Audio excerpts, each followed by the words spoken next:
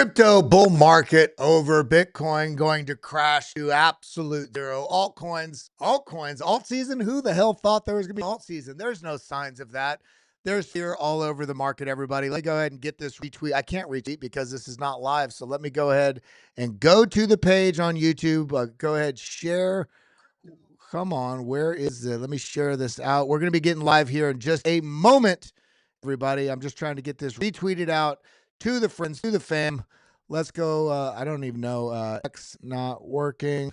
Live stream on YouTube here at this link.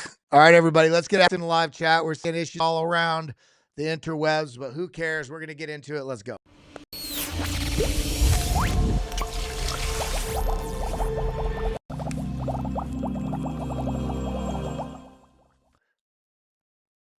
The Bitcoin bull market is dead. Altcoins gonna go to absolute zero. That's a lot of people are feeling right now. Jumping right in here. We're gonna get in. We got Matthew Hyland and Wings. I just want to highlight what we're seeing on the charts. Right now, this feels very scary because we're seeing these red candles to the downside. But again, let's not forget, when in doubt, zoom out. We are still very much in a bull market. Now, price action is falling. What levels is this going to go to? Where do we need to start having concern, especially when we come over and we look at the total? Actually, this is Tau. Hold on one second. When we look at the total minus USDT, minus USDC, we're essentially down here in the range that we had highlighted from all the way back here. Will we see further price action to the downside? We got a lot on the horizon right now with everything going on with the basically pressures on the market with this 7 trillion. It's actually more like $9 trillion this year that we have to either pay or refinance. We're not going to pay it. We're going to have to figure out what that means. We also have a lot of issues in commercial real estate, but we're going to talk about charts today. We're going to talk about what's going on with the market. We're going to talk about Bitcoin and maybe a little bit of Ethereum. But with that being said, let's throw it over to our main man, Mr. Matthew Hyland. Is the market dead? Is it over? What the hell's going on, my friend? It seems like every single time we've come on here for like the past, year now, the market just has not had any sort of momentum at all. And I feel like it's really just like drained most people out. A lot of people have lost interest. There wasn't that much interest actually to begin with, but the interest has just like really died out. And it makes sense, right? The market's just not too much. Most alts are like down now for a year straight. That's basically a bear market. So if we hop into Bitcoin to start, Bitcoin, I'm not sure why this is a weird weekly close. I'm not sure what's going on here. Let me go to Coinbase or Binance. All right, so Bitcoin broke below major structure on the weekly time frame, and this is pretty significant because nearly every single time over the past 2 years or since we started this uptrend back in 2022, every single time we've closed a weekly above resistance right here. This is back in 2022. We continued higher. Every single time we also held support in all but one example. 2023, yeah. Oh yeah, this is March of 2023. We broke out on the weekly time frame, continued upward, right? Then over here, broke out on the weekly time frame, continued, broke out on the weekly time frame, continued upward. The only example of where we lost weekly support in the past 2 years now was back here in August. So if you go back to, or this was July actually, if you go back to July of last year, we had closed this weekly below support, but it was very like slightly below it. But then the following week, it almost instantly recovered, broke back above. And that was the only example over the past 2 years of this uptrend where we closed below support, but then we end up rebounding anyway. But this weekly close is a lot different, that we had this close well below support. I would be surprised if this were to rebound this week like it did back in July and just recover back above. So with that said, Bitcoin is essentially now in a range between this this resistance. Now this is around 80 to 90K. Support is approximately around 74 to I'd say 70 or 69K. This type of range. This is resistance. It was resistance all of last year. So at this point for Bitcoin, it's just highly probable that we continue down and test this lower area. Bitcoin's currently at 79.4, so it might have to drop maybe $5,000 or $6,000. Maybe it just touches the top of this range. If it goes to the lower end, that'd be around 69 or 70K. And this is important for Bitcoin to hold at this point to kind of retain this sort of bull structure. If we start to close weeklies below this area and we start to go back into this gigantic box that we were pretty much in all of last year, if we start weeklies like deep in this area, that wouldn't be a good sign. I think that would essentially favor that this cycle and this whole bull market is actually in danger of being over. I don't expect that as the likely outcome. There's always a chance, right? It doesn't matter where you are in the cycle. There's always a chance that the bull part of it could come to an end. So I don't think that is the likeliest outcome. I think we would find a bounce here. You'd expect to find a bounce here, right? If Bitcoin just goes through this like sliced butter or something, just drops right through, major warning sign. And really the only way to confirm a trend change is to make a lower low. So we wouldn't really actually know that Bitcoin is in a bear market until it gets below really like $50,000, the August low. If it went below that, then we would know Bitcoin's in a bear market. But at that point, Bitcoin would also be down almost 60% at that point. And this happened last cycle. If you look back to last cycle, this was in 2021. Bitcoin went down here. This was 2021. And at that point, Bitcoin was actually down over 50%. And a lot of people thought we were in the bear market now, but we weren't. We actually weren't. So it ended up rebounding. It didn't make a lower low, and then it continued up. And then we didn't find out that we were in a bear market until this closed. We did wick below this, and this was kind of like the warning sign, but then we closed below. And at that point, Bitcoin was 28K. Meanwhile, the all-time high was 69K. And that's the first confirmation that we were in a bear market. Because if you let's were to use that this low back here was the measure to say that we were in a bear market, it didn't work out back here. So Bitcoin, if you go zoom in back to today, going below 50K would just essentially confirm it. Wouldn't want to see weekly closes really below 70K or 69K. We start closing in this range, we're back essentially in this range that we were in last year. Not a good sign. And maybe we spend time there before continuing down. But I would think if we start closing weeklies down there, it would favor a continuation. So what I would look for at this point, if I draw this out again, draw this rectangle, Bitcoin down to this area and then find a bounce. And then at some point, if it does that, it probably will push back up to this 91K area. And that will be the test, right? If it can break back through it, we're in the clear. But if it gets rejected, let's say it comes up here. Let me try to draw this out. If we were to come up here, go down first. Oops, this thing doesn't like me. Hold up. That if it goes down here, comes back up, then gets rejected. Maybe it doesn't get through on the first time. Maybe it has to consolidate in this range now for a little while. Maybe then it comes back down again before coming back up. Maybe it forms like a double bottom here and then breaks out. That be like overly surprising, something like that. So essentially, Bitcoin's now in a range. It needs to make a decision whether get back above 90K or start closing really below 70K. That's going to be the most important price. And a lot of this right now, a lot of the sell-off is being attributed to the stock market.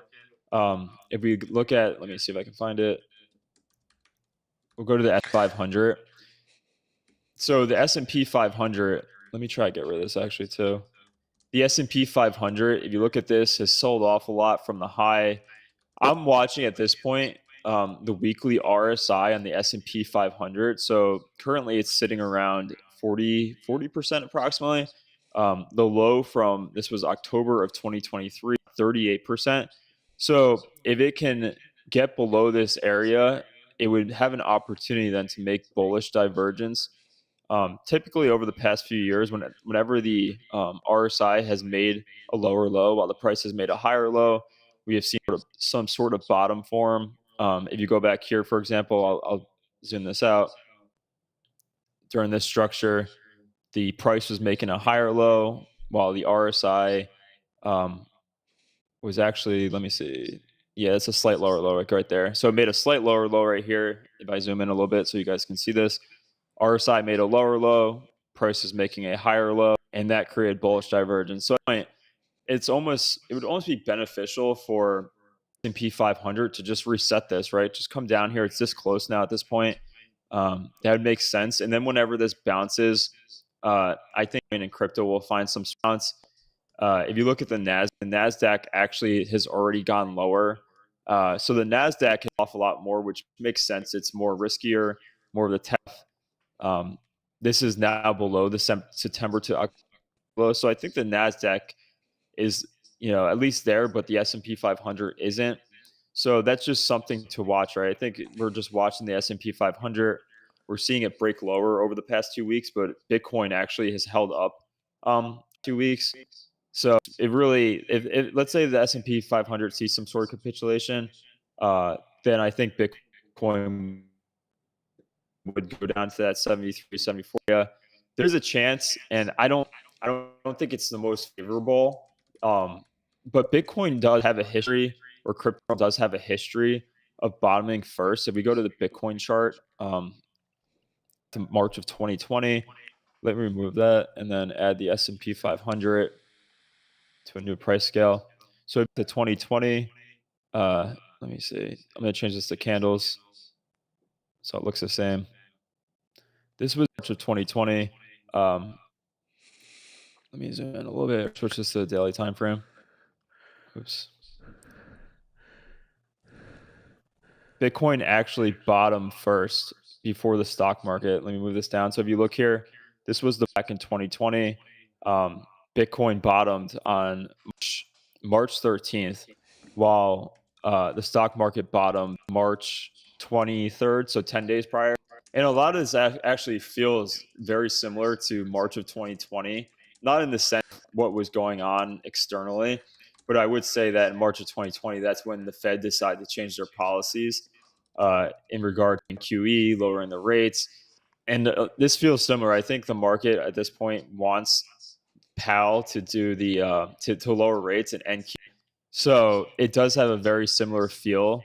If I go to total 2, this is the total crypto market cap. Let me go to 2022 during the bear market and then compare this to the S&P. You go here. So this was June 22. Crypto, or total 2, everything but Bitcoin, found its bear, but the stock market ended up going lower into October. So crypto also bottomed here, and Bitcoin ended up breaking lower, obviously, because of the FTX stuff. But the broader crypto market did actually bottom in June of 2022. So essentially, usually crypto just prices in things faster. It sells off faster. It runs 24/7. So there is a chance that Bitcoin, if we go to the daily time frame for Bitcoin, that it can end up holding this level. Let me zoom in. I would say it's not the most likely, right? I think just based on the weekly close, it probably favors a breakdown a little bit lower. But it is interesting. The stock market is breaking lower. Let me turn this back on, actually. So the stock market has been breaking lower here, while Bitcoin essentially had that wick low. This was on February 28th. So Bitcoin has held up while the stock market has gone down for the past week and a half. So there is a good sign, at least, that the stock market selling off is not affecting Bitcoin as much. But I do wonder, how much more it can hold up. Is it possible that it can hold up if the S&P, ends up capitulating or goes down to its bottom, wherever that may be? Hard to say, right? So that's pretty much it for Bitcoin. It's really just all eyes on the S&P 500. I do think with the stock market, especially, there's almost like a self-fulfilling prophecy at this point, where going into the FOMC meeting next week, I think they're just like people are selling their stocks because they expect people to sell their stocks, because the more the stock market sells off, the higher, the better the odds are. I'm not sure why this is moving. I'm trying to move this down. The better that the odds are that the Fed pivoting at the March FOMC. I don't know. Obviously, no one knows if they're going to pivot, but I would say 3 weeks ago or a month ago, a lot of people were obviously speculating that the Fed might do it. But with the and everything selling off into this FOMC, I would say that the likelihood is higher than it was a week ago or even 2 weeks ago. So there is a better chance that maybe the Fed does end up pivoting. I'm sure you saw And that on that note, I think it's important whether or not they pivot next week or their tonality in their press conference later in the day, because they were talking about potentially no rate cuts this year. So even if they pivoted the discourse and tone, like, hey, we're True. actually going to probably do 3 rate cuts this year, that would effectively start the sort of pricing in of the pivot. Yeah, and someone in the chat said that they probably won't pivot until May, and I would probably lean more toward that actually. Hard to say, right? I'm not the macro expert, and a lot of people, even that are macro experts, don't really know. Most people, I think, are looking toward May or June. I think there's a meeting in May, like May 5th or something, May 6th, around that time frame, and then I think the end of June, June 20th or so. Uh, so I would think that they would still hold off, but I also would say at the same time, the tariff stuff, a lot of their decision making is based on, you know, how confident they feel and how they feel about how things are going to go. And I'm not feel too comfortable, right? The tariff stuff is very unpredictable. Uh, I don't. There's a part of me that thinks that they wouldn't want to run the risk just doing QT for another month and a half if it could potentially actually cause like some sort of actual to the broader economy.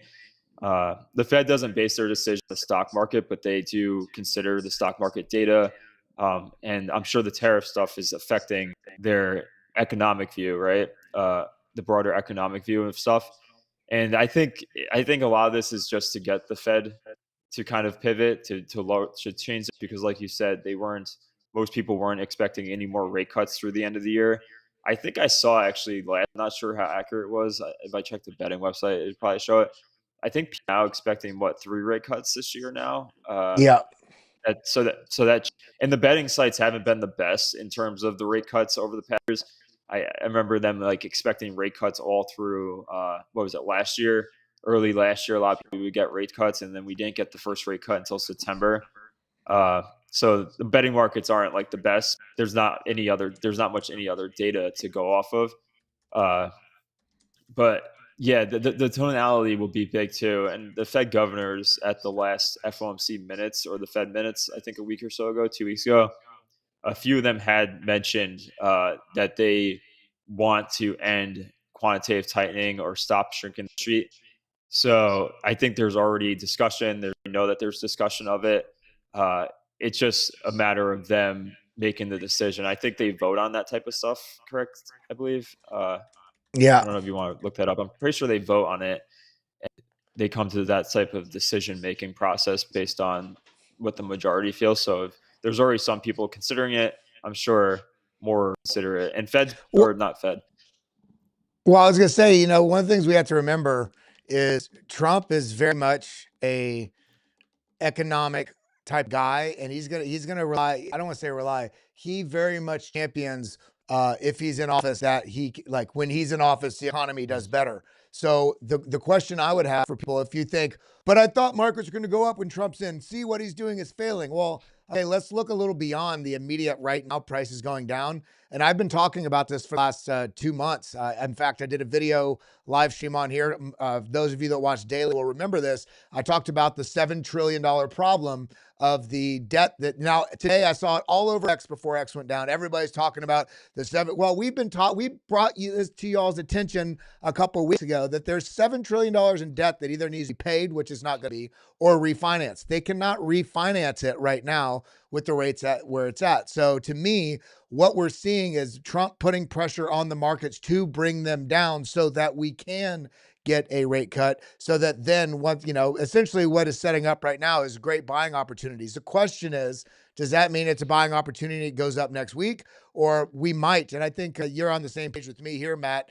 I'm very bullish on the macro of where things are going, but I do think there is a potential that we do see a few more months even of choppy price action, whether we drop down to 74, maybe even just below that, or even range between where we're at 76, 75, all the way back up to 90 to 100, back down. We saw 7 months of that last year. There's no reason why we can't do it again. In addition to the fact that the big boys, the big money players, are only just now getting comfortable and starting to figure out what their allocation strategy is. So it kind of makes sense to see a bit of chop in the near term, especially until we get the tariff. Remember, we have the tariff things supposedly going live, a lot of them April 2nd. So I can't see any real super bullish reason between now and then to think that the market's just going to explode, because the markets need to see how they react up until that point, get comfortable with them, see what the decisions are, or even the conversation around it is. So I do think that we might have, probably a minimum of 6 weeks of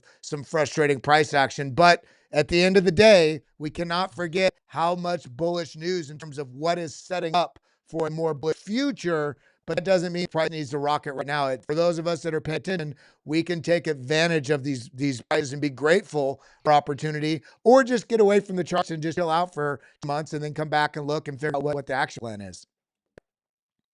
Yeah, a lot of the stuff, even if they change policy, maybe it would mark the bottom, but I still think it would take time, like you said, to at this point. Even if you go back to 2020, once when we had like the V-shaped recovery, this was from approximately April to October. Bitcoin basically chopped between $9,000 and $12,000. So it was actually a pretty broad range, but it took months, right? We had all the money printing back here. This was March of 2020. Yeah, well, let's That's put that also when it, perspective. 9 to 11,000 is roughly just at, maybe it's right about 20%.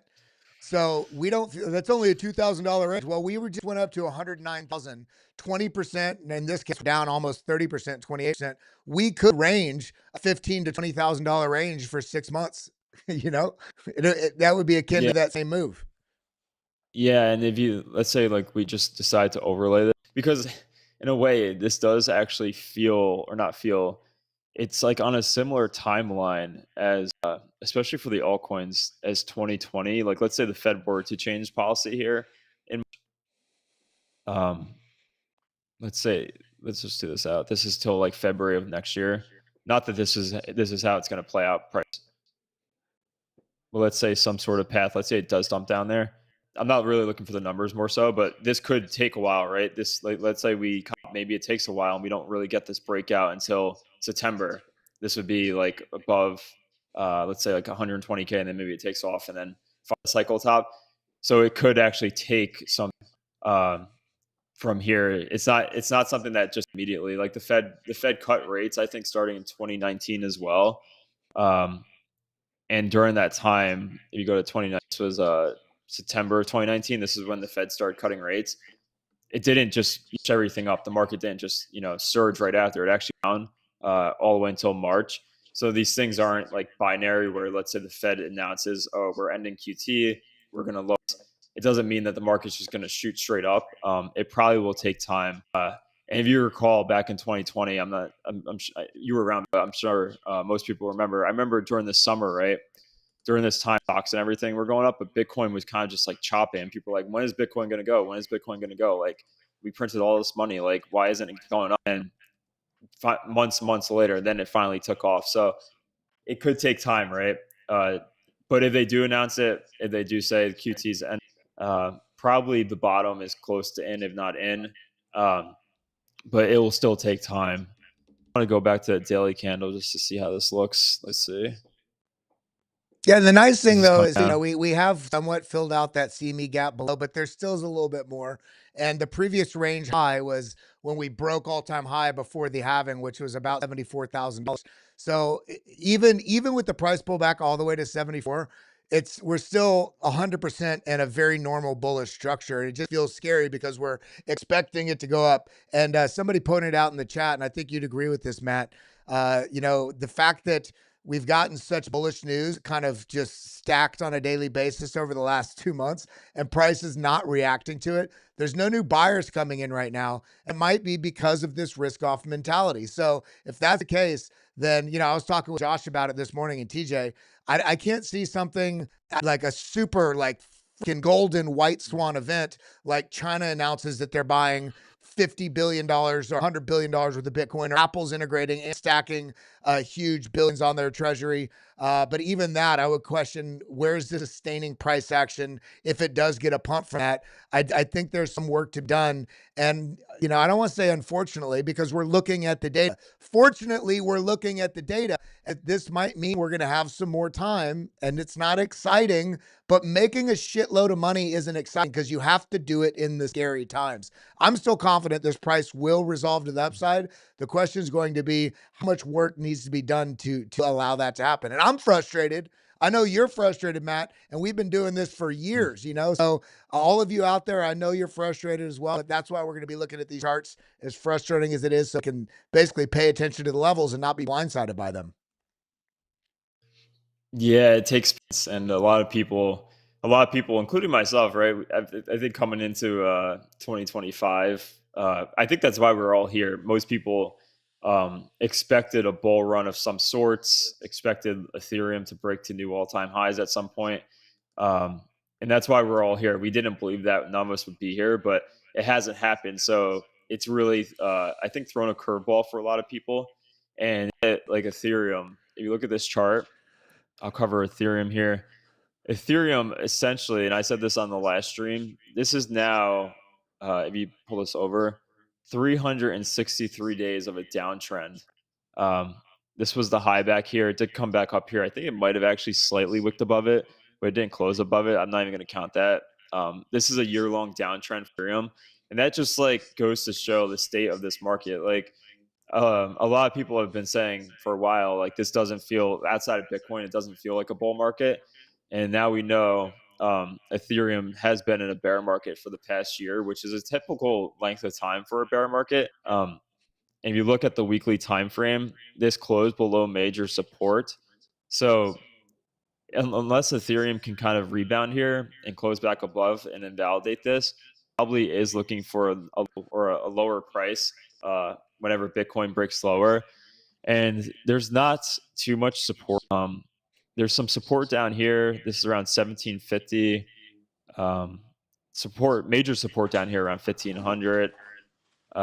So those are pretty much I'd say the two areas you could look for Ethereum to find some sort of support if it does break down. Let's say Bitcoin breaks down 10%, then it would make sense that 1750, 1800 area would come into play here.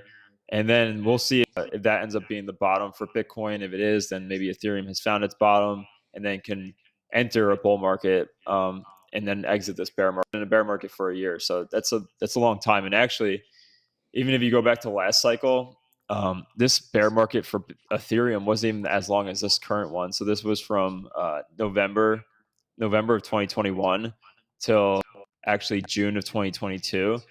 So that was about 7 months or 8 months. So Ethereum has been in a longer downtrend now than it was in the actual or the main bear market, right? So this is much different. We're learning stuff, right? Up until this cycle, everything went up together. Everything went down when Bitcoin was in a bull market. Ethereum and all the alts were also in a bull market.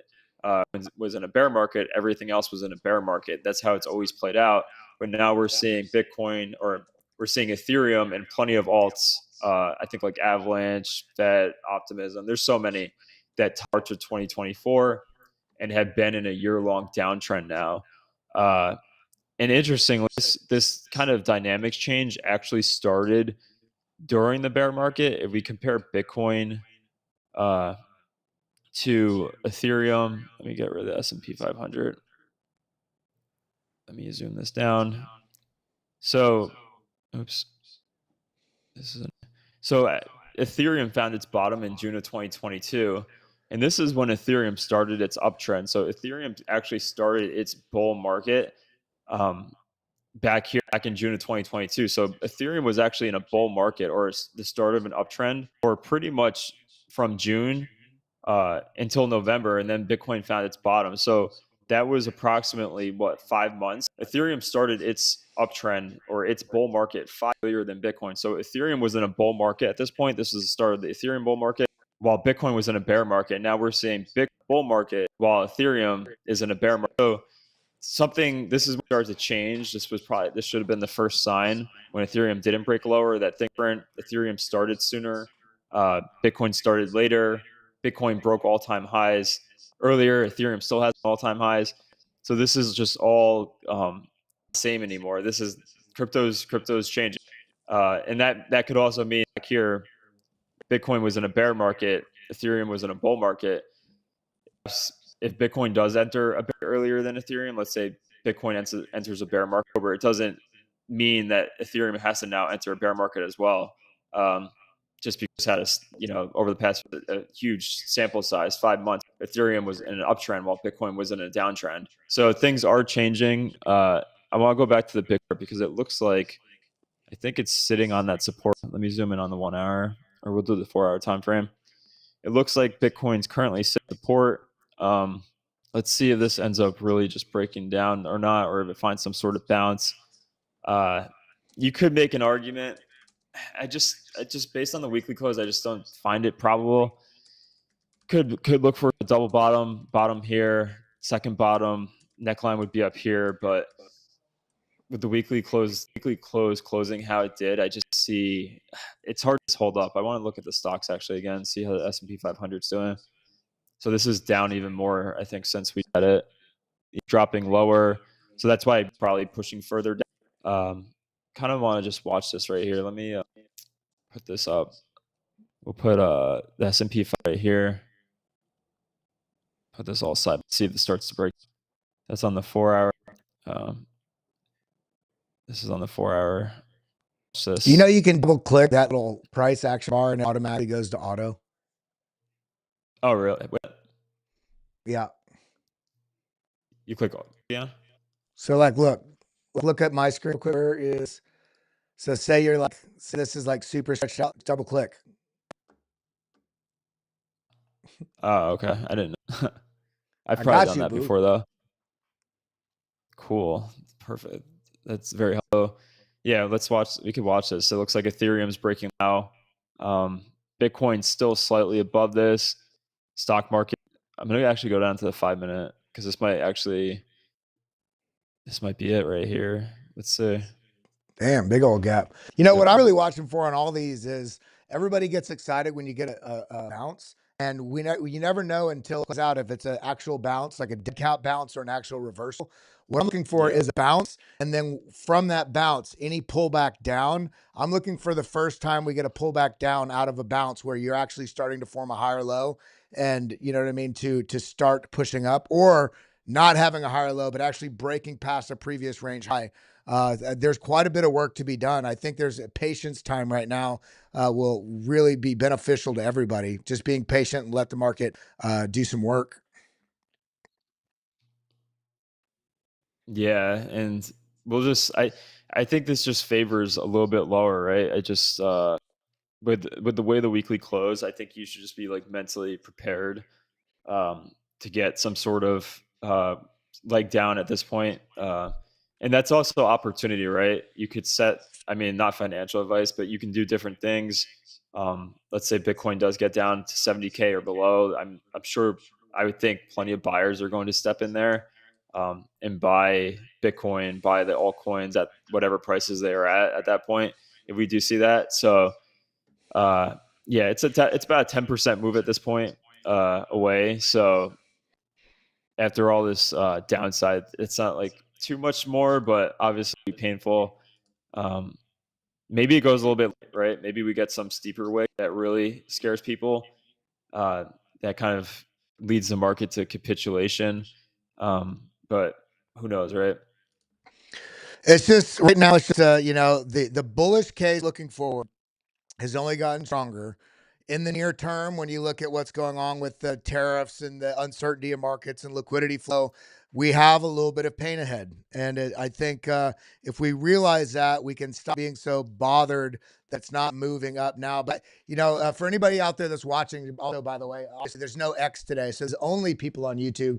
Make sure you're hitting that like button. By the way, everybody, make sure following Matthew Hyland as well on Twitter. I can't pull up his deal because Twitter's down, but Matthew Hyland _. He's got a Patreon. He does videos on X and YouTube. When we end today, I'm actually going to redirect everybody to Tom Crown's page since he's live right now. When we do head there, I'd love it. Everybody just in live chat when you get there to say, BitLab family, BitLab families here, something like that, know that we're popping in there. But I mean, right now, for everybody, if you are a member on this channel or you're a member of BitLab Academy, I will be doing an afternoon members video today, covering some alts and some targets. We're seeing a lot of things bleed, and it's gonna. I think right now any trades. I'm not advising any shorts or longs in terms of short term, but I do think there are some positions that can be taken if you have the courage to, if it drops beyond where your entry is, to layer in a little bit more or be patient, because I do think it's going to be some weeks, maybe even a month plus,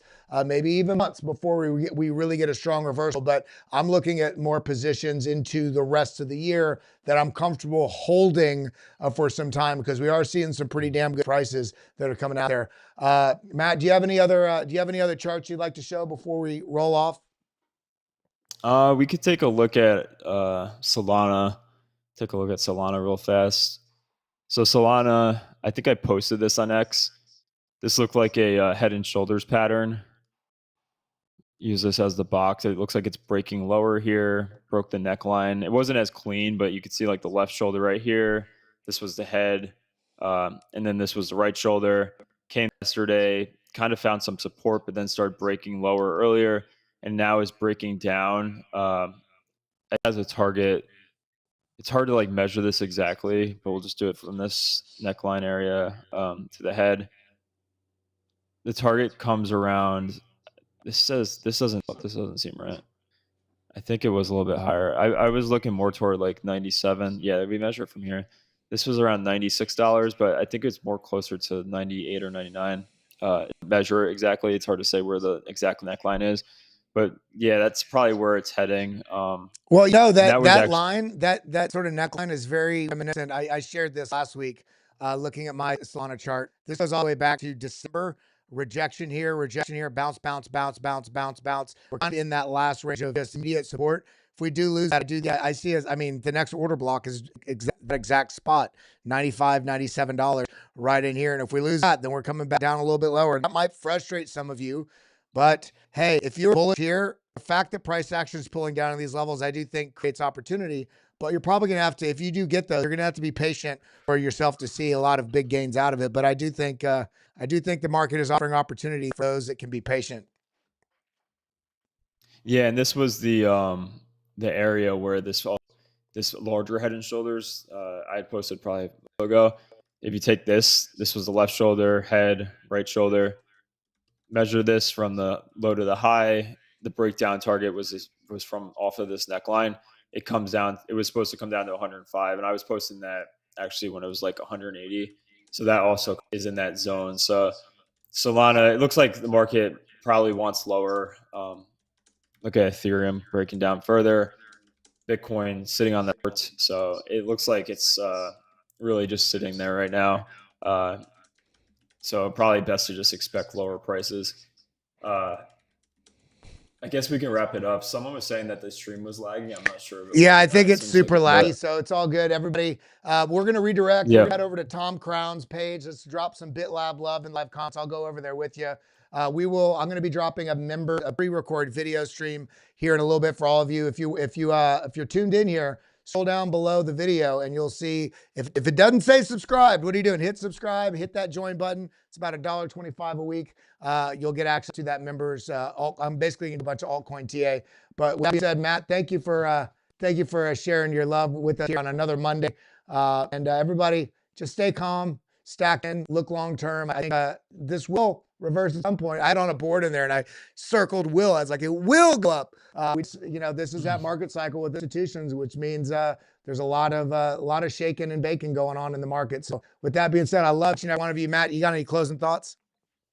No, that's pretty much it. I just say probably just brace and be mentally prepared for some sort of bottom or low to be found. It might be painful, but most of the bottoms are usually the biggest opportunities, whether that comes or when. So that's pretty much it. Thank you for having me on, Kelly. I'll see you. Of course, brother. It's always good to talk with you. But you have a wonderful day. Don't trip on market frustration. The frustrating times are usually where the pressure that makes the diamond. So sometimes you just got to be patient, find that fear, stack in. But I'll see you guys later on the member stream. And that's all we got for today. We'll see you tomorrow at 11:30 a.m. Eastern time here. And have a good day. It was my birthday yesterday. Again, by the way, I just want to say Happy birthday. I just want to shout my gratitude for each and every one of you out there on a daily basis. This community that we've built. And also thank you to you, Matthew. But that's all we got today, everybody. Stay strong, and we'll see you in the next one. Adios.